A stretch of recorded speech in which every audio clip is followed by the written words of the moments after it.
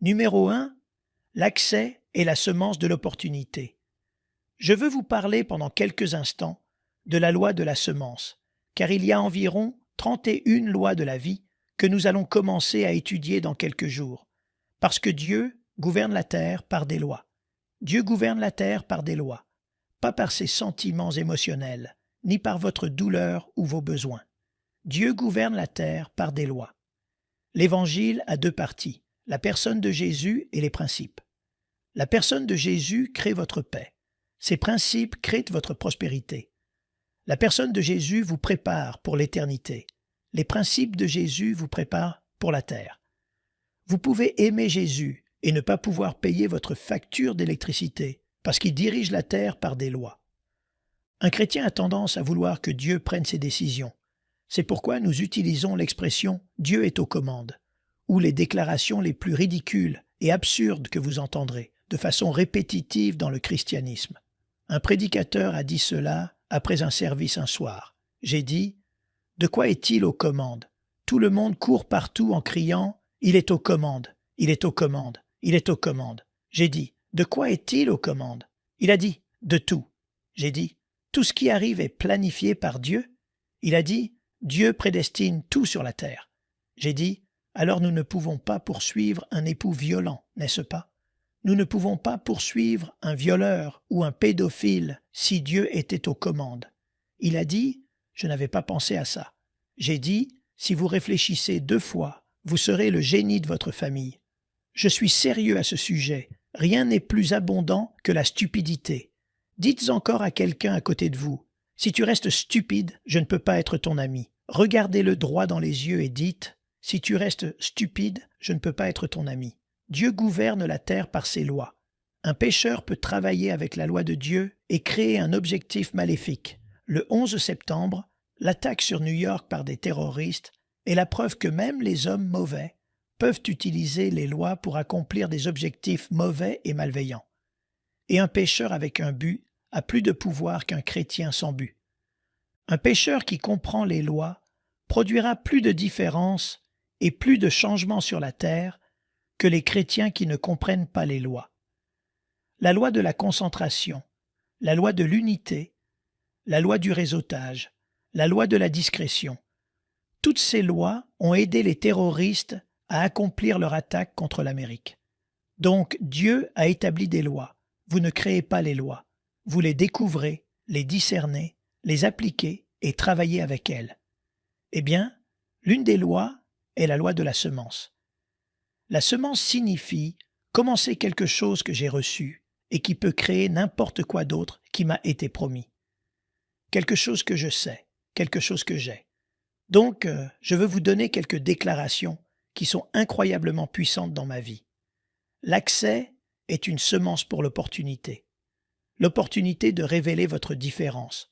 L'opportunité de révéler votre importance, de prouver votre passion, de révéler votre compassion. Si je vous donne accès à moi, vous avez l'opportunité de me montrer ce que vous savez, de me dire ce que vous ressentez. L'accès est l'opportunité de discerner, l'opportunité d'entrer dans cette arène, d'entrer dans cet environnement. Je crois que les problèmes sont l'opportunité d'augmenter. Revenons maintenant à ceci. Numéro 1, l'accès est la semence de l'opportunité. Identifiez n'importe quel environnement dans lequel vous avez eu le privilège d'entrer et réalisez que si quelqu'un vous a invité au palais comme Joseph, c'est une semence qui a été plantée dans votre vie pour une opportunité. L'accès est une semence. Quelqu'un vous la donne. C'est une récolte. C'est aussi une semence. Numéro 2. La bataille est la semence du territoire. Devenez bon au combat. C'est un mode de vie que vous ne surmonterez jamais. Vous devez simplement développer la capacité de vous battre. Vous vous battez quand vous le voulez, comme vous le voulez, avec les armes que vous choisissez. Ne laissez jamais un ennemi choisir les armes pour vous. Vos armes ne sont pas charnelles, mais elles sont puissantes par Dieu pour renverser les forteresses. Vous pouvez utiliser des armes qu'il ne voit pas. Vous pouvez utiliser des armes qui lui sont inconnues. Vous pouvez utiliser l'arme de la louange. Vous pouvez utiliser l'arme du silence. Vous pouvez utiliser l'arme des mots. mais vous avez tout un arsenal. Mais la bataille fait partie du mode de vie du croyant. Pourquoi? Quelque chose que vous voulez est voulu par quelqu'un d'autre. Toute bataille concerne un territoire. Maintenant, Dieu a donné à chacun d'entre nous un territoire. Territoire, dites territoire. Il y avait une mère hier soir à Springfield, Missouri, 3 petits garçons. Elle avait conduit 5 heures jusqu'à la réunion des partenaires. 5 heures aller simple. Elle a pleuré presque tout le temps, pendant tout le rassemblement, et ses petits-fils étaient assis là, écrivant simplement des notes. Imaginez des enfants de 10 et 12 ans écrivant des notes pendant 2 heures. Et après, elle pleurait. Elle me disait, elle a commencé à me raconter les batailles, que Dieu a aidé. Toute l'affaire était que c'était son territoire. La mère, écoutez-moi, la maison de la mère est son territoire, et la bataille de sa vie sera pour son territoire. Vous avez démarré une nouvelle entreprise, c'est votre territoire, c'est votre territoire. Goliath ne vient pas là où vous êtes, parce qu'il ne veut pas là où vous êtes. Les mensonges apparaissent lorsque vous entrez sur le territoire que Dieu vous a promis. Mon père avait l'habitude de prêcher un message intitulé « Guerres à Canaan ». Guerre à Canaan. La présence d'un géant est la preuve que vous êtes entrés dans la terre promise. Si vous ne voyez pas de géant, vous n'y êtes pas encore. Alléluia! Mais quand vous entrez dans le domaine que Dieu dit que vous pouvez avoir, c'est là qu'apparaissent les géants. Votre adversaire le plus fort est sur le terrain que Dieu vous a dit que vous pouvez avoir. La bataille est une semence. La bataille est le début de la propriété. Et votre volonté de faire la bataille intimide un adversaire, démoralise un adversaire. La bataille est une semence. La bataille est une semence. La bataille est une semence. C'est un commencement. Se battre pour ce que Dieu vous a dit que vous pouvez avoir. Tout ce qui est bon nécessite une qualification. Si vous avez demandé à Dieu quelque chose d'incroyable pour votre avenir, cela nécessitera une qualification. Vous n'êtes pas qualifié pour votre avenir ou vous y seriez. Vous êtes qualifié pour votre présent. C'est pourquoi vous y êtes.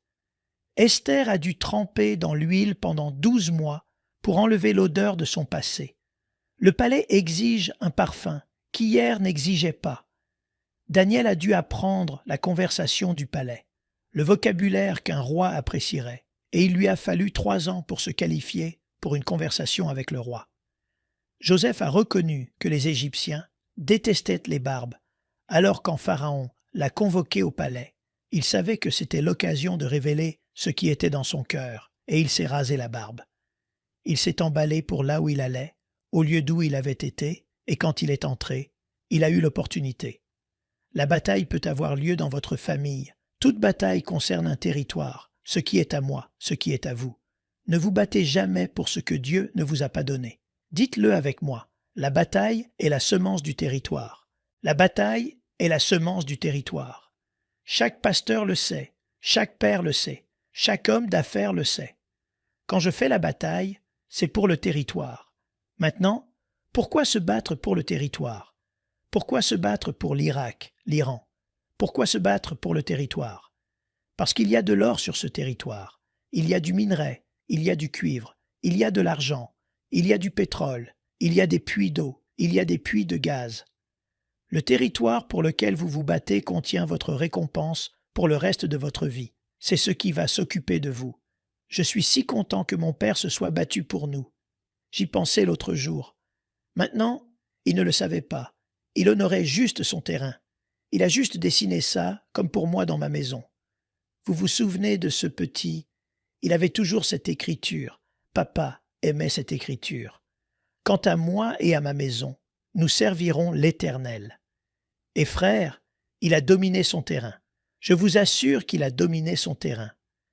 Quelqu'un venait et disait « Ton père est un si gentil vieil homme. » J'ai dit « Oui, il lui a fallu 91 ans pour en arriver là. Mais quand il était à la maison, il ne souriait pas si souvent. Il sourit plus maintenant, en un jour qu'il ne l'a fait en 5 ans à la maison. Mais il a dominé son terrain. C'est mon terrain, disait-il. S'il faut que je te dise que je suis le patron, je ne le suis pas. Mais il nous a poussés en présence de Jésus tous les jours. 2 fois par jour, nous avions la prière. Nous devions mémoriser l'Écriture chaque matin. Il a dominé son terrain. Il s'est battu pour son territoire.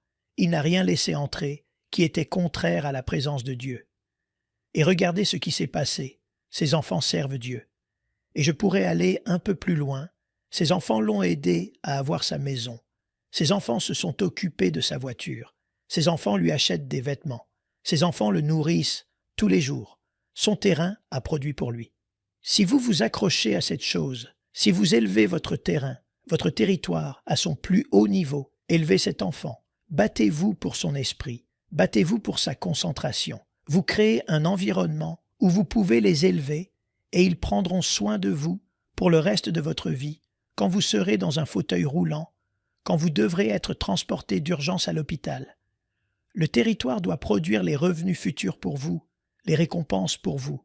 Alléluia! Je sens que le but du territoire est de vous donner des réserves pour les moments difficiles. Quand Dieu vous donne une image, ces raisins de Canaan sont pour les temps de famine. Vous battez-vous pour votre terrain? Est-ce un terrain que Dieu vous a dit d'avoir? La bataille est la semence de la productivité territoriale. Vous avez déjà reçu un petit truc dans le courrier qui disait « Nous pensons qu'il peut y avoir du pétrole sur votre terrain et nous aimerions louer votre propriété pour 30 $ par mois. » J'ai dit « Attendez, si vous pensez qu'il y a du pétrole, vous pensez que je vais vous le donner pour 30 $ par mois? Rappelez-vous, le succès de quelqu'un dépend de votre stupidité. La bataille est la semence du territoire. Dites-le avec moi.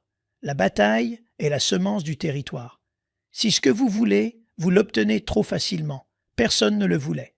Écrivez ceci. La confession est la semence de la miséricorde. La confession est la semence de la miséricorde. Dieu s'est préparé à détruire Ninive. Des bataillons d'anges se tenaient prêts à détruire Ninive. Et que s'est-il passé? Ils commencent à parler. Nous sommes désolés, nous avons péché. La confession oblige Dieu à révéler son caractère de miséricorde. La rébellion l'oblige à pénaliser et à détruire la rébellion. Voyez-vous, l'alliance n'est pas seulement pour l'obéissance. L'alliance avec nous, c'est ce qui se passe s'il y a désobéissance. Quand il a dit « J'ai une alliance avec vous », quelle est l'alliance? Vous me désobéissez, je vous efface, je vous fais mal. J'ai une alliance avec vous. Vous m'honorez, vous m'obéissez. Demandez tout ce que vous voulez. Je combattrai vos ennemis pour vous. La confession. Vous vous souvenez du message que Dieu m'a donné il y a quelques semaines sur le pouvoir incroyable d'excuses significatives? C'est étonnant ce que la confession, la miséricorde qui vient quand quelqu'un avoue « j'avais tort, je l'ai fait, pardonne-moi ».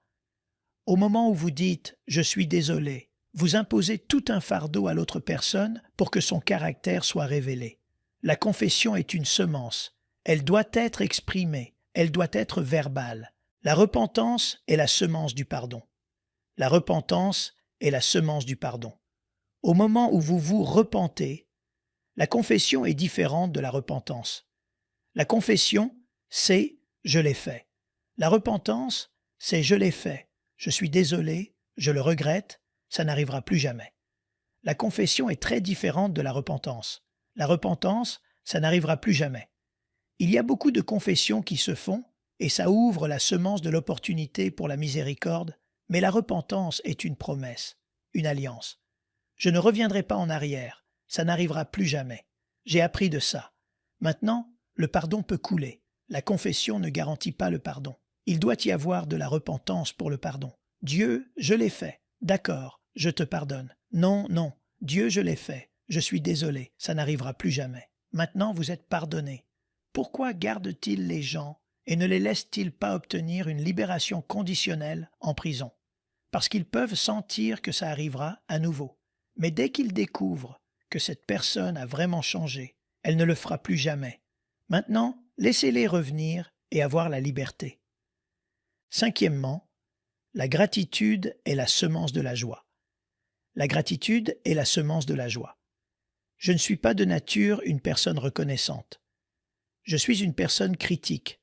Vous ne pouvez pas croire que vous l'avez dit. Eh bien, ce n'est pas parce que je suis si intelligent ou si humble. C'est juste que vous savez déjà que si j'entre dans une pièce, je cherche ce qui ne va pas. Je me réveille chaque jour en cherchant ce qui ne va pas. Je me couche le soir en pensant à ce qui ne va pas. Vous plaisantez? Non, non, non. J'aimerais avoir la personnalité de quelqu'un qui se réveille chaque jour en disant « Voici le jour que l'Éternel a fait. Je me réjouirai et je serai dans l'allégresse. » J'aimerais être comme ça. Quand il pleut, oh, de la pluie gratuite pour mes fleurs. Le genre de gens qui, quand vous parlez de l'enfer, disent « Waouh, pas de facture de chauffage. » Vous savez, ils sont du genre à même se vanter du diable. Waouh, il est déterminé, n'est-ce pas? Je ne suis pas ce genre de gars. Je suis constamment à la poursuite de l'excellence. J'entre dans chaque environnement en cherchant comment je peux m'améliorer. Améliorer mon environnement, mon monde, ma vie personnelle, ma vie. Donc, cela signifie un peu comme les policiers qui cherchent ce qui ne va pas. Ils ne cherchent pas tout le monde qui va bien. Ils scannent constamment leur environnement. Le pasteur Dean le sait, les policiers conduisent. Ils cherchent ce qui ne va pas. Ils cherchent quelque chose qui ne semble pas à sa place. Ils cherchent quelque chose qui ne correspond pas. Qu'est-ce qui ne va pas dans cet environnement? Il y a quelque chose qui ne va pas tout à fait. Eh bien, j'entre dans chaque environnement en me demandant ce qui doit être amélioré, ce qui ne va pas. Maintenant, le personnel veut que je regarde les 9 choses que nous avons bien faites et j'ai dit « Allez-y et regardez-les. Je vais chercher la 10e chose que vous n'avez pas faite. Maintenant, nous devons reconnaître ce qui est juste. Mais vous ne pouvez pas vous asseoir là et ignorer ce qui est faux. Vous asseoir là et regarder l'avion. Oh, il a l'air magnifique, de nouveaux sièges, c'est merveilleux. Oui, mais vous avez oublié le boulon. Eh bien, il va s'écraser. Oui, mais regarde, il est joli, nous l'avons astiqué, nous l'avons peint. Regarde, il a de bons chiffres, de nouveaux chiffres dessus. Je ne peux pas m'enthousiasmer pour une voiture qui n'a pas d'essence. Je me fiche à quel point elle est belle. On peut s'asseoir là pendant des heures, mais une voiture est faite pour bouger. Donc, je cherche ce qui doit être corrigé, parce qu'il y en a beaucoup qui sont satisfaits et peuvent vivre avec quelque chose de cassé. Je ne suis pas le genre de personne qui peut vivre avec un grille-pain cassé pendant 6 mois sur le placard. Je ne suis pas le genre de personne qui apprécie le lait qui est juste là, même s'il était gâté. Eh bien, au moins, c'est du lait, au moins c'est là. Regardez quelqu'un à côté de vous et dites « Il aurait un problème avec vous, n'est-ce pas? Il aurait un problème avec vous. » De toute évidence, Dieu aime la variété et a besoin du mélange. Mais il faut travailler la gratitude. Il faut travailler avec elle dans ma vie. Et j'ai découvert que ma joie est proportionnelle à ma gratitude. Donc, je dois augmenter ma gratitude. Je dois travailler dessus. Comment travaillez-vous dessus? Concentration, concentration, concentration. Regardez ce que Dieu a fait. Regardez ce que Dieu a accompli pour moi. Regardez combien de batailles j'ai gagnées au lieu de regarder le Goliath devant vous. Parfois, vous devez regarder en arrière dans votre passé et vous voyez tous les géants que vous avez conquis. Vous les voyez tous étendus sur le champ de votre passé. J'ai traversé beaucoup de choses. Dieu m'a soutenu. Dieu a veillé sur moi. Regardez ce que Dieu a fait. Regardez ce que Dieu a fait dans ma vie. Parfois, vous devez utiliser un discours intérieur. Je crois que les gens autour de vous ont beaucoup à voir avec votre gratitude. Il y a des gens à qui je parle. Si je commence à parler des mauvaises choses dans ma vie, ils descendent directement dans le trou avec moi. Ils me suivent directement dans les égouts. Il y a d'autres gens qui disent « Je sais, mais Dieu n'est-il pas bon? Et vous, que voulez-vous dire? Qu'essayez-vous de me rendre heureux? Je veux être, je veux être, je veux être déprimé maintenant, mais ils vous emmènent au soleil. La gratitude est une semence. Elle doit être exprimée. Elle doit être verbale. Elle doit être à haute voix. Elle doit être une position développée et continue, un effort continu. Merci, merci Père. Tu as été bon pour moi, Père. Tu as été bon pour moi. Merci, merci. Au lieu de dire que la fleur n'a pas été arrosée, remerciez Dieu d'avoir un jardin. La gratitude est une semence. Travaillez-la, travaillez-la, travaillez-la. 6e, la confrontation est la graine du changement. La confrontation est la graine du changement. Tout ce qui n'est pas confronté continue. Tout ce qui est permis augmente. Nous confrontons ce qui nous fait souffrir pour que ça change, C'est essentiel dans votre vie que vous confrontiez ce que vous n'aimez pas. Maintenant, la confrontation est une tentative de préserver une relation. Si j'arrête de confronter quelqu'un qui m'agace, c'est parce que je ne m'attends pas à avoir une relation avec lui. Il y a des gens qui m'agacent, il y a des gens que je n'aime pas, mais je ne les confronte pas parce qu'ils ne seront pas dans ma casserole. Je ne mélange pas une salade avec leur présence. Je ne m'adresse pas à eux. Je ne vais plus là-bas. Il y a un moment où j'arrête de pousser quelqu'un. Il y a une phrase fascinante dans l'Écriture qui dit « Laissez Éphraïm tranquille ». C'est une déclaration horrifiante. Je ne veux pas que Dieu dise jamais à mon sujet « Laissez Mike tranquille ». Cela signifie que Dieu en a fini. Il n'a aucun projet de travailler avec moi dans mon avenir. Il n'a aucun miracle, aucun plaisir prévu pour moi. Si quelqu'un vous confronte et dit « Je n'ai pas aimé ce que vous avez dit, ce que vous avez fait m'a fait mal, vous m'avez blessé », c'est une tentative de préserver. Et la confrontation est une graine. C'est une chose risquée parce que les gens peuvent se retourner contre vous. Les gens peuvent vous faire du mal. Ils peuvent mentir. Ils peuvent être gentils en votre présence. Et puis tendre un piège pour détruire votre influence et diminuer toute votre influence auprès des autres. Septièmement, l'écoute est la graine de la connaissance. L'écoute est la graine de la connaissance. Écoutez avec abandon. Libérez le moment de toute autre pensée que ce que la personne qui vous parle est en train de dire. Je suis un auditeur extrêmement efficace quand j'écoute. Je regarde le visage. Quand j'écoute, j'écoute le ton. J'écoute la douleur. J'écoute la colère. J'écoute l'inconfort. Je suis un auditeur extrêmement efficace. J'ai développé, et je suis toujours en train de développer. Et parfois, si mon esprit est accroché à autre chose et que quelqu'un me parle, je reviens et je dis « Redis-le, mon esprit s'est envolé, il est juste parti ». Je resterai là jusqu'à ce que j'ai entendu ce qu'ils ont dit. J'essaie de mettre de l'excellence dans ce moment pour ne pas avoir de regrets après avoir quitté le moment. Maintenant, il nous a fallu toute une vie pour arriver à ce moment.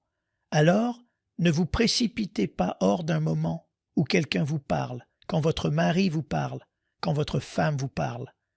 Abandonnez-vous à ce moment, car l'écoute est la graine de la connaissance à leur sujet, de la connaissance des plans qui devraient être modifiés. L'écoute est une graine. Je vous ai dit 1000 fois que vous êtes un entrepôt ambulant de graines. Chaque partie de vous est une graine. Vos yeux sont des graines pour la découverte. Vos oreilles sont les graines de la connaissance. Écoutez. Quel est le mot dans les proverbes? J'encourage tout le monde à lire un chapitre par jour. Aujourd'hui, vous lirez le 31e chapitre des proverbes. Demain, vous lirez le chapitre 1 et faites-en un jour et lisez un chapitre par jour dans les proverbes. Il y a 31 chapitres. Lisez-le à haute voix. Il dissoudra instantanément toute culpabilité que vous ressentez ou toute fausse accusation de ne pas vous donner à la parole de Dieu. Lisez un chapitre à haute voix chaque jour dans les Écritures. Or, tous les proverbes disent encore et encore « Écoutez. »